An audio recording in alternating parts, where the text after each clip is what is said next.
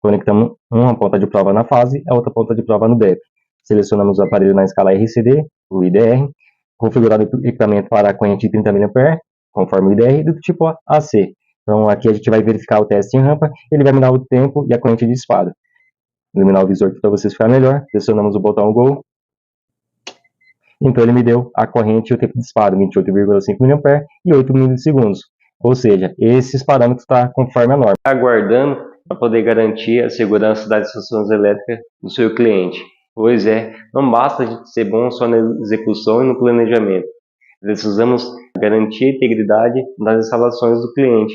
E com isso, a gente convida o básico para o lançamento das instalações conforme o item 7 da NMR 5410. Clique no link abaixo, insira o cupom lançamento, sem ser cedilha, fica lancamento e não perca essa oportunidade imperdível, uma oferta limitada. Se espera em breve.